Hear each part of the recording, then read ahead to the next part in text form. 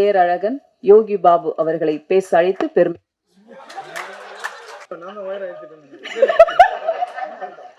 யோகி sir, நீங்க கவலைப்படாதீங்க. ஏன்னா ஏற்கனவே இது மாதிரி சில சம்பவங்கள்லாம் நடந்திருக்கு. இளையராஜா சாரோட ரெக்கார்ட்ல கூட எஸ்பிபி சார் பாடும்போதுல கூட கரண்ட் எல்லாம் ஆஃப் ஆயிடுச்சு சொன்னாங்க. ஸோ அதனால நீங்க பெருசா எடுத்துக்க வேண்டாம் சார். தேங்க்யூ. எல்லாருக்கும் வணக்கம். கரெக்டா பண்ண அவருக்கும் வணக்கம். பிரதாப் நான் கொஞ்சம் உரிமையோட பேசுவேன். ஏன்னா ஃப்ரெண்டு தான் இருக்குமாடா. ஒரு ஆயிடுச்சா 17 வருஷத்துக்கு மேலே இருக்குமா? 18 வருஷத்துக்கு முன்னாடி 2 பேரும் ஒரு படத்தில் அட்மாஸ்பியர் பண்ணணுங்க. நாங்கள் 2 பேரும் அதனால இருக்குது சொல்கிறது இல்லை, ஓப்பனாக சொல்லிட்டு போயிடலடா. 2 பேரும் காட்டு வாசிட்டு காஸ்டியூம் போட்டு 2 பேரும் நடித்தோம். 2 பேரும் ஒரே ரூம் தான். அப்படின்னா பாருங்கள் எப்படி இருக்கணும். அப்பயே பேசுவோம் நாங்கள் 2 பேரும், மச்சான் எப்படியாவது என்ன பண்ணி மேலே வந்துடணும்டா அப்படின்னு. ஃபர்ஸ்ட் ஃப்ளோர் போட்டிருக்காங்க, மேலே ஒன்றா போயிடலாம்டா, ரூம் போட்டிருக்காங்க, போயிடலாம் அப்படின்னுவான். அப்பயே அவனுக்கு நக்கல் ஜாஸ்தி, காமெடி எவ்வளோ பண்ணுவான். இன்னைக்கு அவன் டைரக்டர் ஆகிட்டாரு. நான் ஏதோ தெரிஞ்ச அளவுக்கு நீங்கள் சொல்கிற மாதிரி ஒரு காமெடி நடிகர் ஆகிட்டேன். உண்மையிலே லைஃப்பில் என்னென்னா ஏம் தாங்க நம்மளை ஜெயிக்க வைக்கும். எதை பற்றி நம்ம கவலைப்படாமல் நம்ம வேலையை மட்டும் நம்ம பண்ணால் கண்டிப்பாக நம்ம ஜெயிச்சிருவோம். அதுக்கு பிரதாப் ரொம்ப நன்றிடா. நீ ஃபஸ்ட்டு என்ன சூஸ் பண்ண பற்றியா? நீ சொல்கிற நான் தான் இந்த படத்தை நகர்த்த. நான் கிடையாது, உன் கதை தான். உன் கதை, உன் ப்ரொடியூசர் நீ ரெடி பண்ணிட்டு வந்ததுக்கப்புறம் தான் இந்த படம் மூவ் ஆச்சு. நான் உனக்கு ரொம்ப நன்றி தெரிவிச்சுக்கிறேன். ரொம்ப நன்றி. எனக்கு சொல்லணும்னு தோணுச்சுங்க, அதனால் சொன்னேன். இந்த படம் பார்த்துட்டு நீங்கள் இப்போ ப்ரொடியூசர் சொன்ன மாதிரி அவரும் ஒரு பேபி தான். நாங்கள் எங்கள் ஷூட் எடுத்துருந்து அவர் பண்ணி எதாவது மோனில் நின்றுப்பார். என்ன எடுக்கிறாங்கன்னு தெரியல, நல்லா எடுத்தால் சரி அப்படின்வார். சார் இது உங்கள் படம் சார், ஏன் சார் நீங்கள் இப்படி பேசுகிறீங்க அப்படின்னு. இல்லைங்க நான் நம்பி விட்டேங்க, நான் சினிமாவில் அடுத்தடுத்து நிறைய படங்கள் பண்ணாங்கன்னாரு. சார் நீங்கள் அடுத்தடுத்து படம் பண்ணுவீங்க சார், ரொம்ப நன்றி சார். இமான் சார், சார் உங்களை எனக்கு ரொம்ப பிடிக்கும் சார், ரொம்ப நன்றி சார். உங்களுக்கும் சத்யராஜ் சார் சொல்லவே வேணாம், எல்லாருமே பிடிக்கும். நிறைய கவுண்டமணி சார் பற்றி தான் நாங்கள் ஸ்பாட்டில் உட்காந்து சார் நானும் நிறைய பேசிகிட்டு இருப்போம். அவர்கிட்டையும் சொன்னேன் நான் ஒரு முறை கவுண்டமணி சார்கிட்டையும், சார் இதுமாரி சாரோட நடிக்கணும். நான் சின்னகிறாரப்பா அப்படின்னாரு அவரு. ஆமாம் சார், நான் கூட பிரேக் எடுத்துரும்போது பாருன்னு கிளம்பி போயிட்டேங்கிறாரு எக்ஸ்பிரஸ் மாதிரி அப்படின்னு. அதனால எல்லாருக்கும் நான் நன்றி தெரிவிச்சுக்கிறேன். இந்த படம் வெற்றி அடைய நீங்கள் தான் பக்கத்துணையாக இருக்கணும். ரொம்ப நன்றி. ஜெய் சார் கேட்டேன் நான் அவர்கிட்ட, எப்படிங்க எப்படி எங்கே இருக்கீங்க அப்படின்னு. சிங்கிளாக இருக்கிறதுனால தான் நான் எங்கே இருக்கிறேன்னாரு. சிங்கிளாகவே இருந்துடாதீங்க, லாஸ்ட்டில் அங்கிள் ஆகிடுவோம். நம்ம ஏதாவது ஒன்று பண்ணுங்க. பார்த்தியா இந்த மைக்கிட்ட தங்கதுரை மாதிரி நானும் பேச ஆரம்பித்தேன்.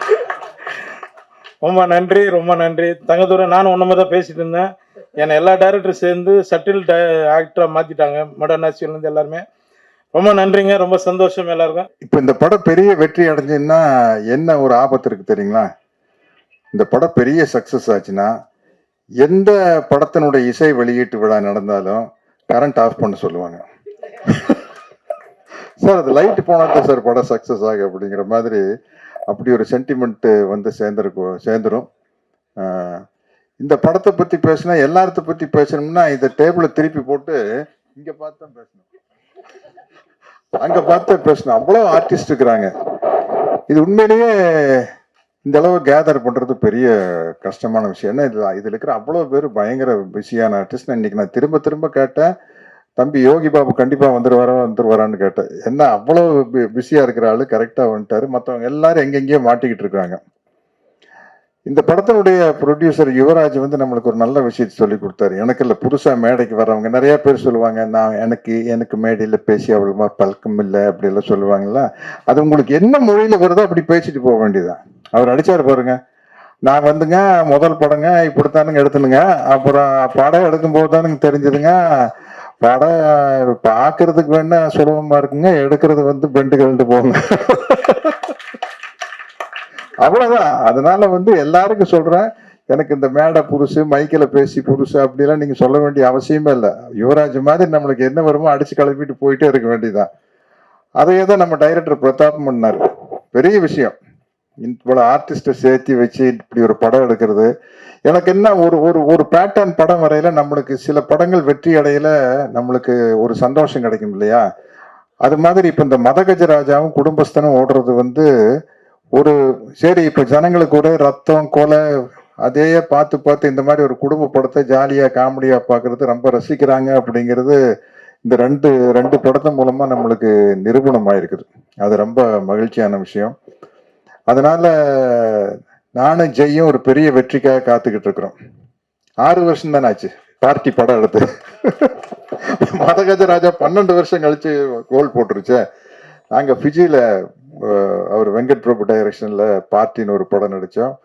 ரொம்ப ஜாலியா ரொம்ப என்ஜாய் பண்ணி நடிச்சோம். அப்படி இருந்தது. அந்த அந்த படமும் கூடி சீக்கிரம் வெளியானோம். இன்னைக்கு ஜெயகிட்ட பேசிட்டீங்கள்ட்ட கேட்டேன், ஜெய் ராஜா ராணி வந்து ஒரு 4-5 வருஷம் ஆயிருக்குமா அப்படின்னு. சார் 12 வருஷம் ஆச்சு சார் அப்படின்னு. ஐயோ 12 வருஷம் ஆகி போச்சா அப்படிங்கிறது அப்போ வரையில தான் நம்மளுக்கு தெரியுது. அதே மாதிரி நம்ம நல்ல பட்டம் கொடுத்தீங்க இசை வள்ளல். இல்ல அது சில சமயத்துல அந்த இமான் அப்படின்னு பேர் இருக்கையில இசை வள்ளல் இமான் அப்படின்னா நம்மளுக்கு ரொம்ப பளிச்சுன்னு இருக்கும் இல்லையா? அது மாதிரி இந்த படத்துல நிறைய அழகான ஹீரோயின்ஸ் நடிச்சுக்கிறாங்க. நானும் கூட இந்த படத்துக்கு ஷூட்டிங் போயில ஒரு கெத்தா போனேன். என்னன்னா அஜித் விஜயோட ஹீரோயின் தாப்பா நம்மளுக்கு ஜோடியா நடிக்கிறாங்க. நம்ம இன்னும் யூத்து தான். யாருப்பா உங்களுக்கு ஜோடியா நடிக்கிறீங்களா? கீர்த்தனாங்க விஜய் கூட அஜித் கூட எல்லாம் ஜோடியா நடிச்சவங்க இப்ப எனக்கு ஜோடியா நடிக்கிறாங்க அப்படின்னு. பட் அது அவங்களுக்கு சந்தோஷமா இருந்ததுன்னு தெரியல. அதையும் யோசிச்சுக்கணும் இல்லையா? பட் சந்தோஷமா இருந்தது அப்படின்னு சொல்றாங்க. ரொம்ப மகிழ்ச்சி. இந்த மாதிரி படங்கள் ஓடுறது வந்து ஒரு இப்போ சினிமாங்கிறது ஒரு என்டர்டெயின்மெண்ட் தானே. உள்ள போனோம் ஜாலியா சிரிச்சோம் வந்தோம் அப்படிங்கிறது ரொம்ப முக்கியமான விஷயம். அதே மாதிரி இந்த படத்துல வந்து அவ்வளவு இந்த ஷூட்டிங் ஸ்பாட் வந்து ரொம்ப கலகலப்பா இருந்தது. யோகி பாபு சொன்ன மாதிரி கவுண்டமணி அண்ணன் கூட நடிக்கல சிரிச்சுக்கிட்டே இருப்போம். எல்லா வசனத்தை மறந்து அப்புறம் நாங்களே சொந்தமா வசனம் பேசுறது. அந்த மாதிரி இந்த ஷூட்டிங் ஸ்பாட்ல வந்து அவ்வளவு பேரு ஆனந்தராஜ், நிழல்கள் ரவி, இளவரசன் எல்லாருமே வந்து ஒரு ஒரு டீம். இது வந்து அவ்வளவு ஜாலியா இருந்தது. அவ்வளவு பேர் இங்க வந்திருந்தாங்கன்னா இன்னும் ரொம்ப சந்தோஷமா இருந்திருக்கும். நிச்சயமா இந்த படம் வந்து ஒரு பெரிய வெற்றி அடையும் அப்படிங்கிற நம்பிக்கை இருக்குது. நல்ல ஒரு வெள்ளந்தியான தயாரிப்பாளர் கிடைச்சிருக்காரு. ஆனா உஷாரான ஆள் தான். உஷாரான ஆள் தான். அவரே வந்து ஒவ்வொரு ஆர்டிஸ்ட் இந்த கேரக்டருக்கு இவங்க நல்லா இருக்கு, அந்த கேரக்டருக்கு அவங்க நல்லா இருக்குன்னு சொல்லி பட்ஜெட் அவரே ஏத்தி விட்டாரு. அதனால பிரதாப் உங்க மேல பொல்லா போறாது. ஏன்னா வந்து இவ்வளவு பேரையும் வச்சுட்டு அவ்வளவு சிக்கனமா படம் எடுத்தாருங்க. சொன்ன டைம்ல டக்கு டக்குன்னு எடுத்து யார எப்படி அந்த டைரக்டருக்கு வந்து அந்த எடிட்டிங் நாலேஜ் இருந்துருச்சுன்னா ரொம்ப முக்கியம். அதுதான் ஒரு படத்தை சீக்கிரமா டைரக்ட் பண்ணி முடிக்கிறதுக்கு அந்த எடிட்டிங் நாலேஜ் இருந்தா வந்து இல்லைன்னா 5 நாள்ல எடுக்கிற சீனை 10 நாள் எடுத்துக்கிட்டு இருப்போம். அது இல்லாம ரொம்ப சிக்கனமா எடுத்து நல்லபடியா முடிச்சிருக்காரு. எல்லா வகையிலையும் ஒரு சந்தோஷமான படம் எனக்கு. இந்த படத்தினுடைய வெற்றிக்காக நானும் காத்துக்கிட்டு இருக்கிறேன். நன்றி, வணக்கம். ரொம்ப முக்கியமான விஷயம் சொல்லணும்னா, இந்த படம் வந்து ஃபர்ஸ்ட் சொல்லும் போது நான் கேட்டேன், சத்யராஜ் சார் படம் பண்றேன்னு சொல்லிட்டாரா அப்படின்னு கேட்கும்போது சார் வந்து ஆமா அப்படின்னாங்க. ஸோ நானுமே கதை ரொம்ப பிடிச்சிருந்து, டைரக்டரும் ரொம்ப பிடிச்சிருந்து இந்த படம் ஓகே சொன்னதுக்கு மெயின் ரீசன் வந்து ஒரு 3 பேர் தான். ஃபர்ஸ்ட் வந்து சத்யராஜ் சார், ஸோ அவர் படம் பண்றாருன்னு சொன்னாங்க. அப்புறம் யோகி பாபு டார்லிங் வந்து பண்றாங்க சொன்னாங்க. அப்புறம் மெயினா மியூசிக் வந்து இமான் சார் பண்றாங்க அப்படின்னு சொன்னோடனே இதுக்கு மேலே நான் அவங்களே ஃபில்டர் பண்ணி ரெடியாக தான் வச்சிருப்பாங்க படத்தை. ஸோ நம்ம போய் நடிச்சுட்டு வந்தா போதும் அப்படின்ற மாதிரி தான் இருந்தது. அண்ட் ஷூட்டிங் ஸ்பாட்டில் சார் சொன்ன மாதிரி ஃபாஸ்டிங் டைம், ஸோ சாப்பிட முடியாது அந்த மாதிரி இருக்கும். பட் எனக்கு வந்து அது அது ஒரு பிரச்சனையாகவே தெரியல. ஏன்னா சாப்பிடாம பசி இல்லாமல் அது ஒரு பழக்கப்பட்ட ஒரு விஷயன்றதுனால அது கொஞ்சம் ஈஸியாக இருந்தது. பட் கூட இருக்க ஆர்டிஸ்ட் அந்த காமெடி அடிச்சு அது சிரிச்சு அதுக்கு ஒரு வயிறு வலி வரும்ல, அதை தான் நினச்சதான் பயமா இருக்கு இப்போ ஷூட்டிங்ல. ஐயோ யார் என்ன காமெடி அடிக்க போறாங்கன்னு தெரியலையே இன்னைக்கு அப்படின்ட்டு. ஒரு ஆஃப்டர்நூன் மேலே ரொம்ப கஷ்டம் அவங்க கூட பேசுறது. அது அது சிரிச்சா எனக்கு தெரியும் அதுக்கப்புறம் பசிக்கும் அப்படின்ட்டு அந்த சிரிப்பை கண்ட்ரோல் பண்ணோம். இதுவே போராட்டமா இருந்தது. டைரக்டர் சார் கொடுக்குற டைலாக்ஸ் எல்லாமே வந்து ரொம்ப ஈஸியாகிடுச்சு இவங்க கூட இந்த போராட்டங்களுக்கு அப்புறம். ஸோ டைரக்டர் கூட எப்போவுமே ஒரு சீன் ஷூட் பண்ணுறதுக்கு முன்னாடி ஒரு ஆஃப் அன் ஹவர் நாங்கள் பேசிட்டு தான் இருப்போம். இது இப்படி பண்ணிக்கலாமா, இந்த டைலாக் இப்படி மாற்றிக்கலாமா அப்படின்னு சொல்லிட்டு. அதுக்கு ரொம்ப ரொம்ப கம்ஃபர்டபுளாக ஓகே உங்களுக்கு என்ன பிடிக்குதோ ஓகே உங்கள் ஸ்டைலே பேசுங்க அப்படின்னு சொல்லிட்டு திரும்ப 2ஆவது டேக்கில் சொல்லுவார். இது மாற்றிக்கலாமா, கடைசியில் பார்த்தா அவர் என்ன சொல்லியிருக்காரோ அதுதான் இருக்கும் தேர்ட் டேக்லாம். ஸோ அவ்வளோ வந்து அதை நம்ம வழியில் விட்டு அதுக்கப்புறம் அவருக்கு என்ன வேலை வேணுமோன்றது வாங்குவார். அதே மாதிரி தான் கேமராமேன் சாரும், சார் என்னோட ஸ்கின்னுக்கு வந்து இந்த மாதிரி சொல்கிற தப்பு தான் நான்லாம், பட் இருந்தாலும் இந்த கலர் லைட் தான் சார் நல்லா இருக்குன்னு. ஓகே, ஒரு 15 மினிட்ஸ் வெயிட் பண்ணுங்க அப்படின்னு சொல்லிட்டு உடனே லைட்லாம் கொஞ்சம் எனக்காக ஒர்க் பண்ணி மாற்றி இந்த லைட்லேயே போகலாம் அப்படின்னு சொல்லி நான் அது ஃபர்ஸ்ட் டைம் நான் பார்க்குறேன் சார். ரொம்ப ரொம்ப தேங்க்யூ சார், தேங்க்யூ சார். அது நீங்கள் கேட்டோன்னே புரிஞ்சுக்கிட்டு அது உடனே எனக்கு அந்த ஹெல்ப் பண்ணதுக்கு ரொம்ப ரொம்ப நன்றி. அண்ட் அது மாதிரி தான் படத்தில் எவ்ரிடே சும்மாவே சொல்ல ஒரு 40-45 டேஸ் இந்த படத்தில் நான் ஷூட்டிங் பண்ணேன்னா எவ்ரிடே நான் போகும்போது ஒரு ஆர்டிஸ்ட்டை பார்ப்பேன். ஒரு நாள் போனால் நிர்மலவி சார் இருக்காரு, ஒரு நாள் போனால் என்ன என்ன படத்துக்கு வந்திருக்குன்னே தெரியாது, டெய்லி ஒரு ஆர்டிஸ்ட் இருப்பாங்க.